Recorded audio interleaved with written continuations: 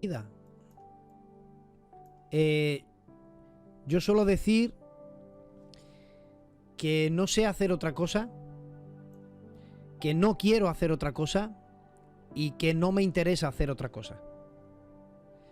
Yo soy feliz hablando de la Biblia, hablando de la palabra del Señor y creo que cada vez que Dios me da una oportunidad para hablar de su palabra,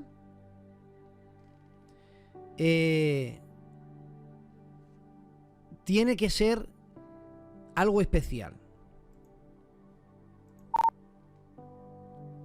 Tiene que ser algo muy especial, porque yo tomo cada oportunidad como algo único. Estamos viviendo en un tiempo. Ahora intentar, por favor, confirmarme. Vale. Estamos viviendo en una época donde hoy más que nunca la iglesia tiene que mantenerse activo.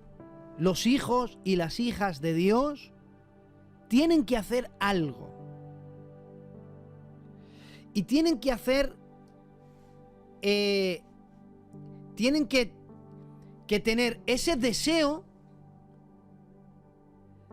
de hacer historia. Y dirán, bueno, que es que yo quizás no tengo muchos recursos. Voy a intentarlo una vez más por la hermana Lole. Y dirán, bueno, es que yo no tengo muchos recursos. Pero la cuestión es que cuando hay un corazón dispuesto a hacer bien, Dios no necesita otra cosa que lo que le dijo Dios a Moisés en el monte, cuando él dijo, ¿y si yo voy, con qué voy? ¿Con qué voy a liberar yo a este pueblo? Voy a ir solo a enfrentarme con la nación más poderosa de la tierra. ¿Con qué voy? ¿Con qué armas? No tengo nada. Y entonces hay una frase de Dios que es para todos los que me están escuchando en esta noche. Le dice Dios a Moisés, ¿qué tienes en tu mano? Él se mira la mano y dice, tengo una vara, arrójala al suelo. Pero la palabra que Dios le da es para todos nosotros. El que quiere hacer algo, el que quiere actuar, pero dice, ¿cómo hago? ¿Qué uso? ¿Qué recursos? Esta es la palabra de Dios que tienes en tu mano. Dios usará lo que tenga al alcance de tu mano. Si estás dispuesto a hacer algo por los demás, y como hijo e hija de Dios, debes hacer algo por los demás. A Dios no le basta otra cosa que aquello que tengas al alcance de tu mano. Y lo que tengas al alcance de tu mano es lo que Dios va a usar para beneficio de otro. Empiezo así porque, como ustedes saben, nosotros estamos trabajando con el libro de Jonás. Y ya hemos compartido algunos mensajes. Hemos hablado acerca de Jonás, el primer capítulo. El primer mensaje era que hemos visto cómo Dios lo tenía todo preparado con Jonás. Lo preparó todo Dios, absolutamente. Y preparó un pez. Y antes de iniciarlo todo, de tener el... Primero prepara el pez, luego manda una tormenta. Esa tormenta no acaba con Jonás porque él tiene preparado un pez. Luego él manda al pez que lo vomite en Nínive. Y vemos cómo Dios lo tenía todo preparado porque tiene un plan con Jonás. Hemos conocido hasta el día de hoy, en los 2 mensajes, yo estoy esperando porque voy a subir la serie completa. Hemos conocido que Jonás era un profeta de Dios, que Dios tenía un trato personal con él. Es un padre tratando a un hijo, es un Dios tratando con su profeta. Pero también hemos visto que Jonás en el segundo mensaje sabía cosas. Él decía, porque yo sé que por mi causa ha venido este grande mal. Él lo sabía que era por él. Y él sabía la razón de por qué no quería ir a Nínive. Él la confiesa y dice, porque yo sé que tú eres Dios clemente y misericordioso, yo les iba a predicar, tú les ibas a perdonar, les podías salvar, por eso yo no quiero ir. Y hablemos de que hay cosas que como cristianos, como hijos siendo tratados por Dios, tenemos que saber. Pero seguimos navegando en este libro de tan solo 4 capítulos, pero que hemos hablado, mensaje número 1, Jehová lo tenía todo preparado. Número 2, porque yo sé, hoy es el número 3 de esta serie, que tiene como subtítulo Síndrome del espectador. El número 4 del mensaje sería un gusano preparado. Y el número 5, culminando esta serie de mensajes, es Jesús mayor que Jonás. Entonces hoy hablamos del tercer mensaje de esta serie. Un simple espectador. Capítulo 4. Gracias, hermana Rafaela. Qué bien, qué alegría. Capítulo 4 del libro de Jonás. Vámonos al verso 3.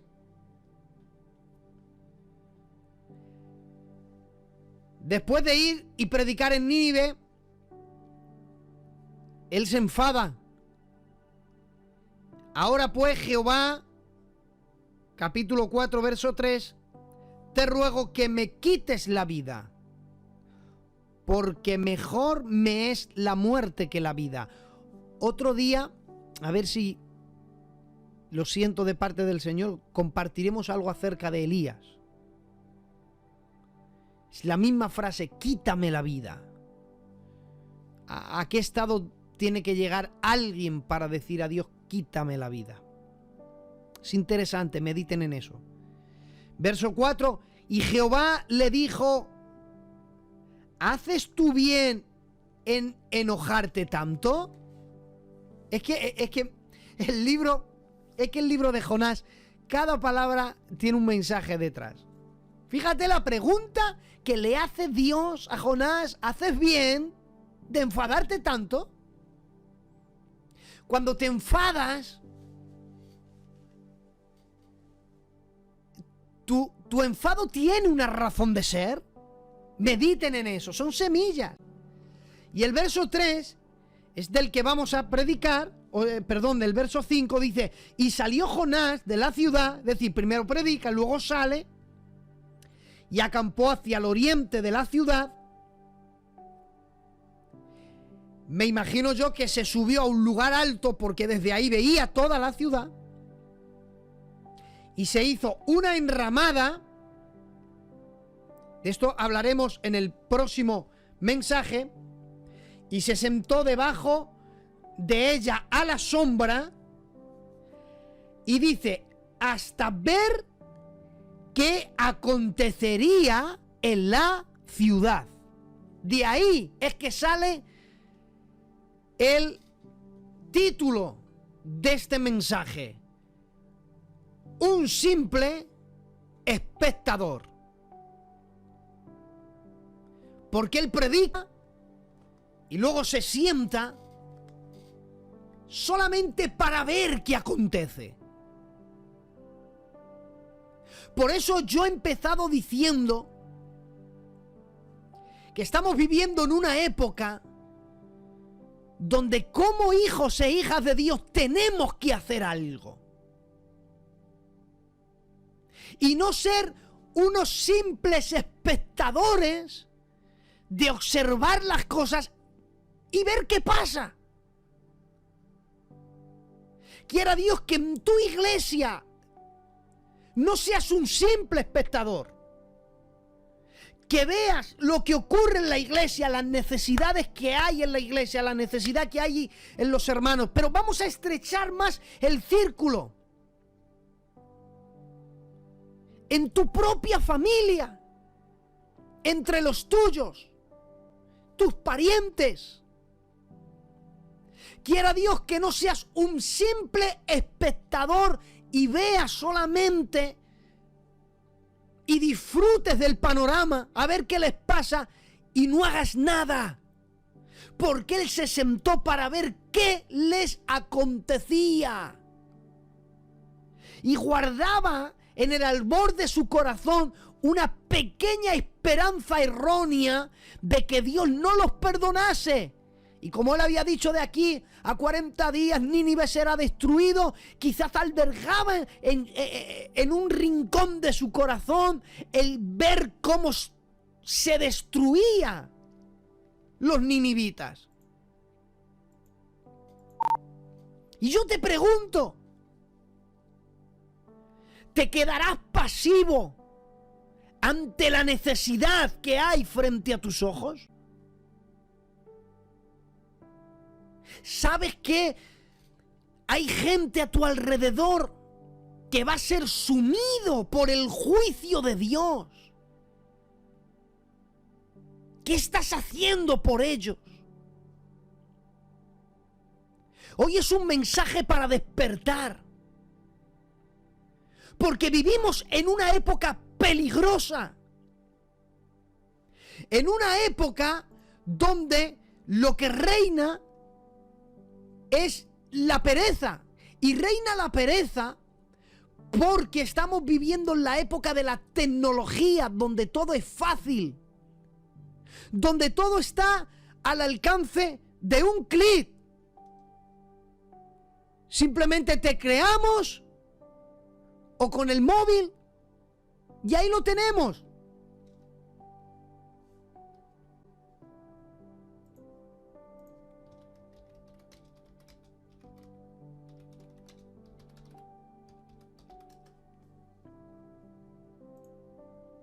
Perdonad, que creo que se había desconectado.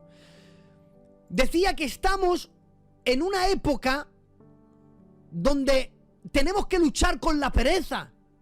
La pereza es muy mala. Por eso se tiene que abrir Proverbios capítulo 24, verso 30.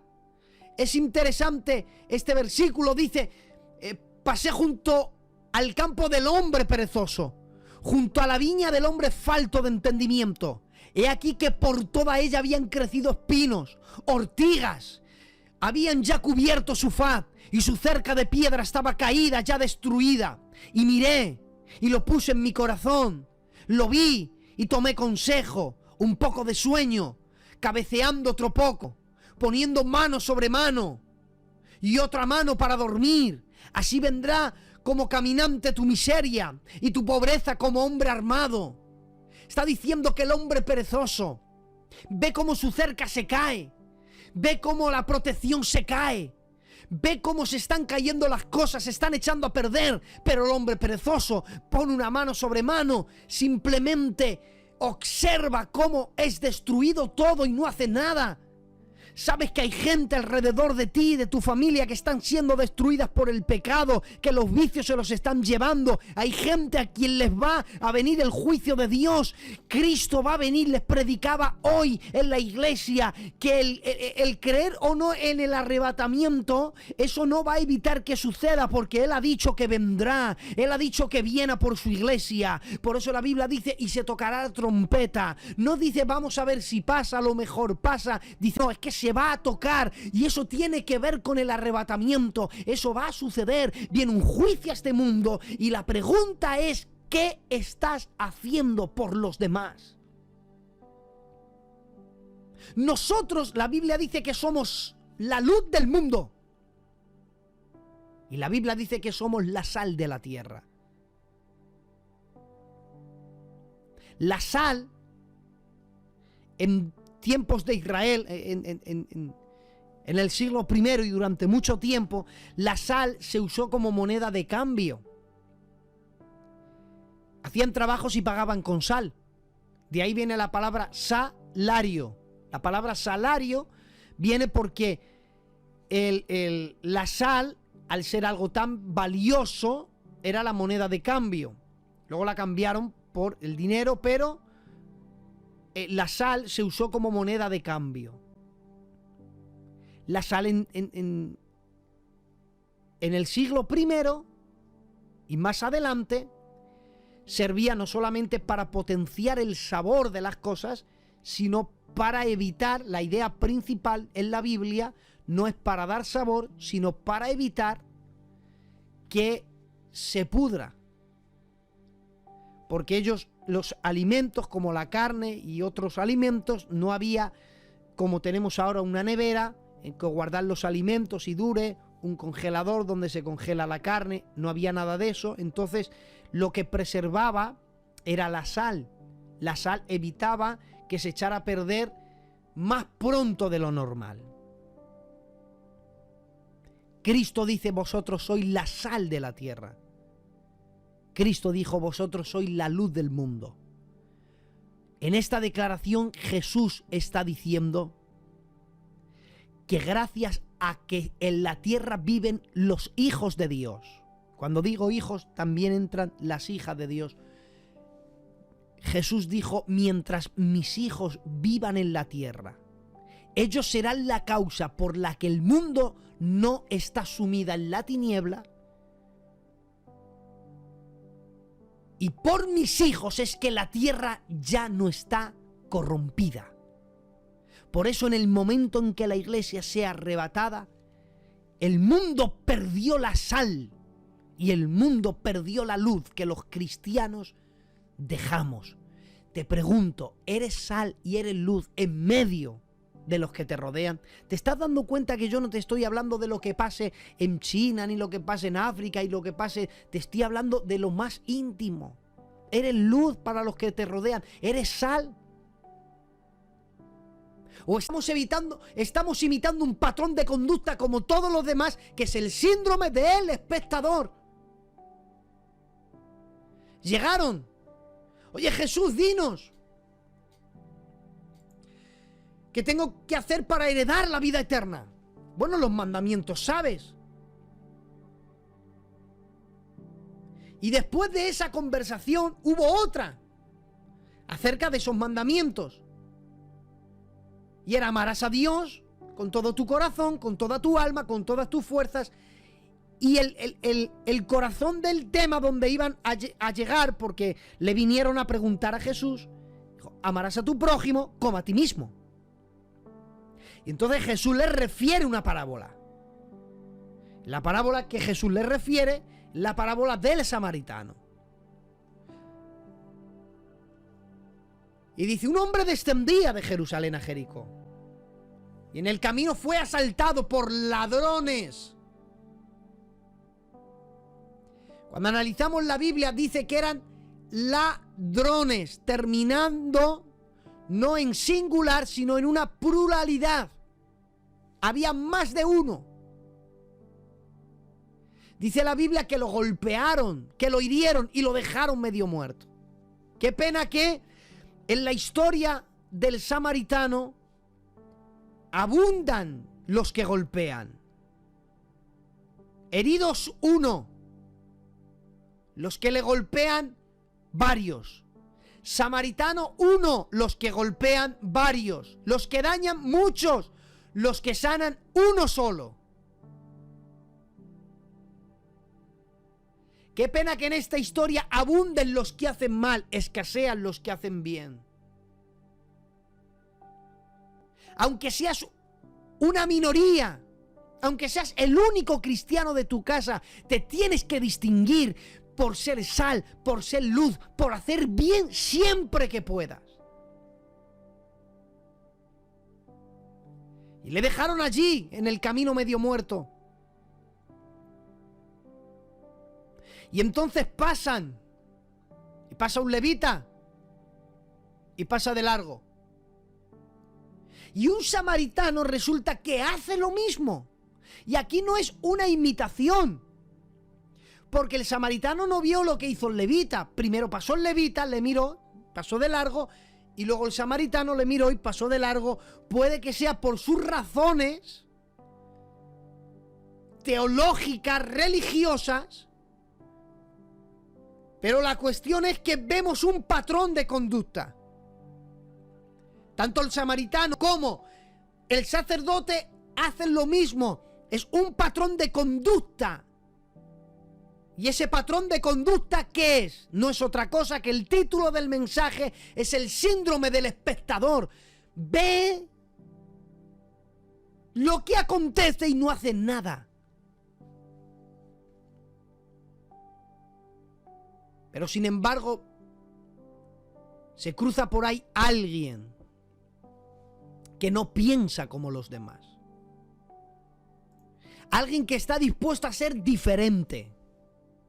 Alguien que está dispuesto a marcar la diferencia. Habrá hoy en Conquistando Corazones gente que esté dispuesta a hacer algo diferente, a marcar la diferencia. O también este patrón del síndrome del espectador. Vamos a imitarlo. Jonás fue un simple espectador. Pero es que la hermana de Moisés, dice la Biblia, y pusieron al niño en una arquilla de juncos y lo tiraron lo pusieron en la orilla del río, en un carrizal, dice la Biblia, y se puso a lo lejos para ver qué le acontecía. Estaremos siendo contagiados por el simple síndrome del espectador de ver lo que acontece. ¿O habrá alguien que marque la diferencia? ¿Sabes qué? Te puede costar muy caro ser solamente un simple espectador. Yo con esta historia quisiera acabar. Y quiero que esta historia te sirva para que reflexiones en esta noche. Quiero, por favor, que a nivel mental viajes conmigo. Y nos vamos a un lugar del África. Hay un reportero de guerra que se dedica a fotografiar, inmortalizar con su carrete momentos únicos. Se mete en lugares peligrosos, pero este hombre está dispuesto a todo. Pone su vida en riesgo. Repito, lugares peligrosos. Y este joven reportero responde al nombre de Kevin Carter. Kevin Carter fue un reportero de guerra increíble. Sus publicaciones no tardaron en alcanzar gran fama. Pero hubo algo en concreto de Kevin Carter que le distinguió, que pasó de ser alguien famoso a una escala mayor, a ganar incluso premios Pulitzer. Quisiera, mientras cuento la historia, voy a hacerles llegar al chat una imagen. Porque mientras Kevin Carter estaba inmortalizando en una región del África, de pronto llegaron el equipo y le dijeron: Kevin, tenemos que irnos corriendo, tenemos que marcharnos, hay un helicóptero que viene, nos vamos porque todo esto se va a poner muy feo. Y entonces le tomaron a Kevin Carter, estaban allí su equipo, de pronto aterriza un helicóptero, tiene que sacarlos a todos rápidamente, la guerrilla viene a unas aldeas colindantes, y justamente cuando él va a subir al helicóptero, mientras camina, él mira hacia su izquierda y ve una imagen como si fuera un flash, sigue caminando, pero de pronto esa imagen que acaba de ver le llama tanto la atención que se detiene. Imagínense la escena, el helicóptero en el suelo, todos subiendo a ponerse a salvo. Viene la guerrilla, pero Kevin Carter tiene que, antes de irse allí, inmortalizar algo.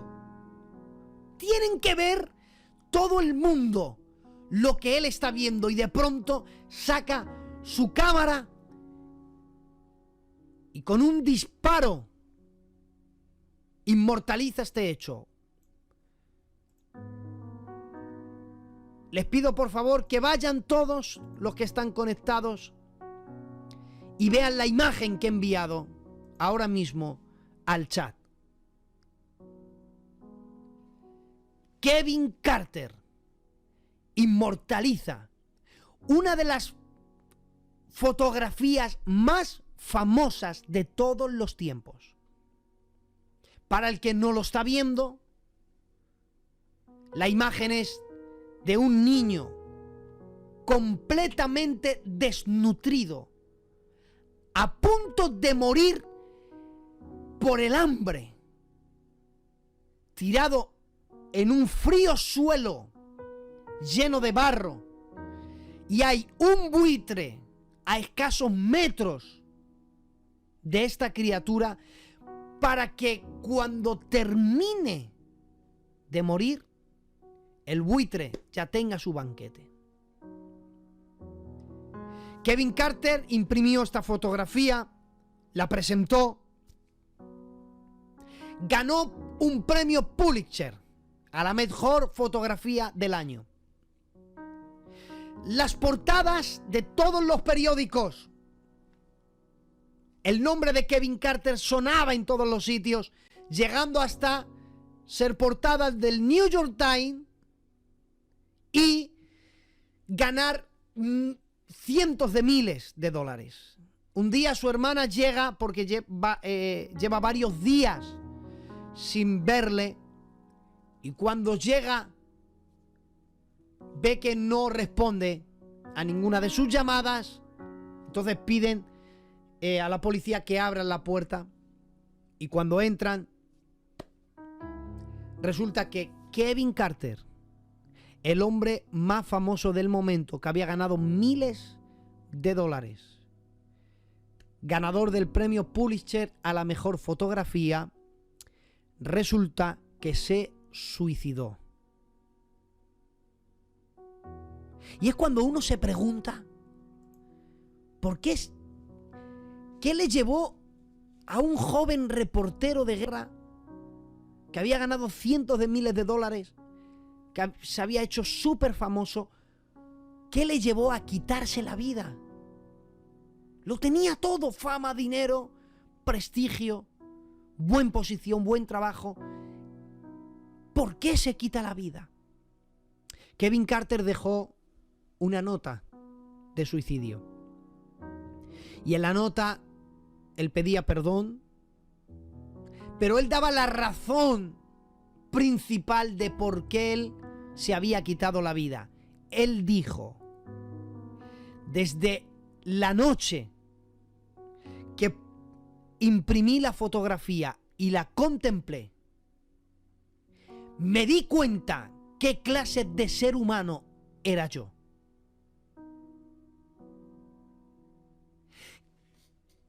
Que había saltado a la fama y había ganado mucho dinero y prestigio a causa de el sufrimiento de un niño que estaba a punto de morir.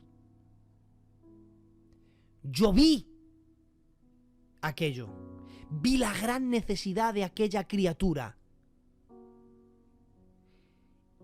Y lejos de ir a ayudarle y a espantar a aquel buitre que iba a devorarlo, decidí inmortalizar y marcharme. Eso no es otra cosa que el síndrome del espectador. Un simple espectador vio la necesidad y le atormentó la idea. Yo pude hacer algo por esa criatura. Qué lástima que Kevin Carter se fue de este mundo sin saber que aquella criatura no murió. Aquella criatura no murió. 20 años después volvieron con esa fotografía, investigaron y vieron que aquel niño no murió ese día. Pero en la mente de Kevin Carter sucedió. Y él no se perdonó no hacer nada. Cuando uno se convierte en un simple espectador, puede pagarlo caro.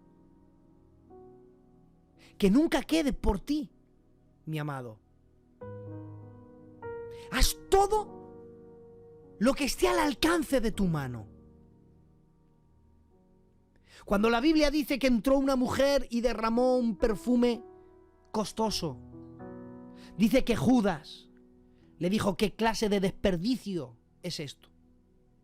Tenían que haberlo vendido y con el dinero haberlo dado a los pobres. Y entonces Jesús, defendiendo a aquella mujer, le dice: mirar, dejarla, porque ella se ha adelantado.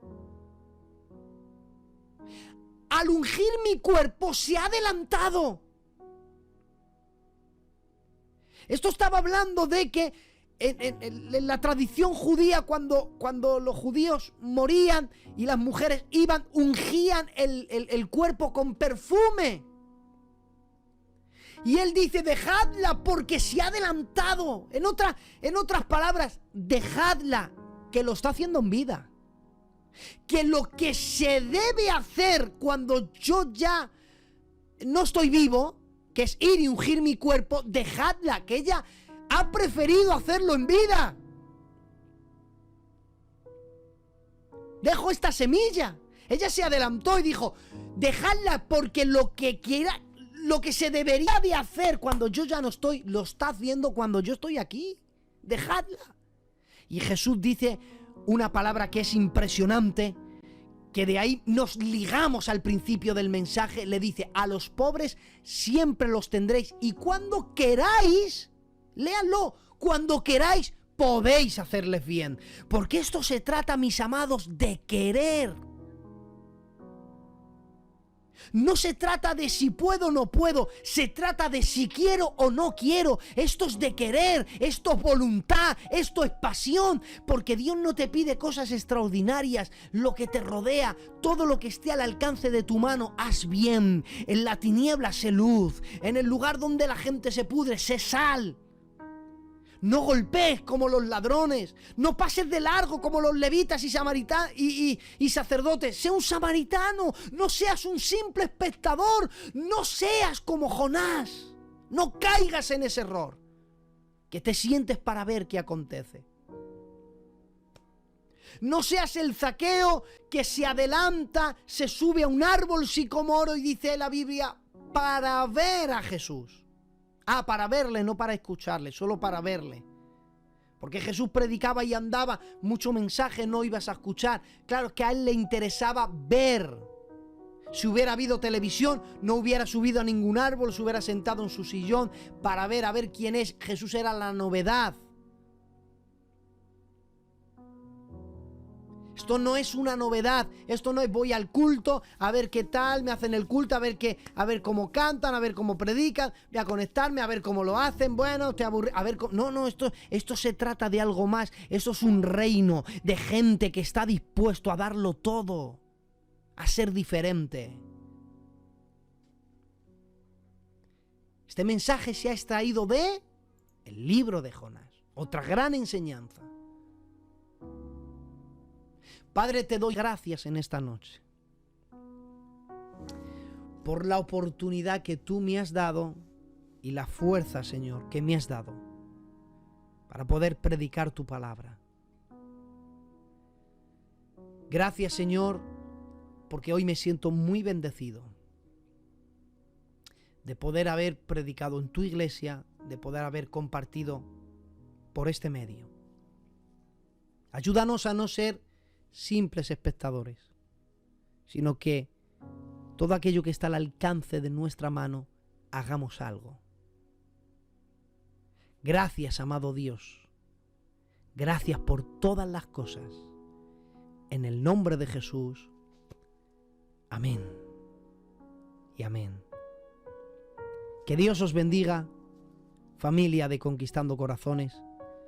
Y cuando el tío Juan me vuelva a decir el día, estaremos compartiendo un mensaje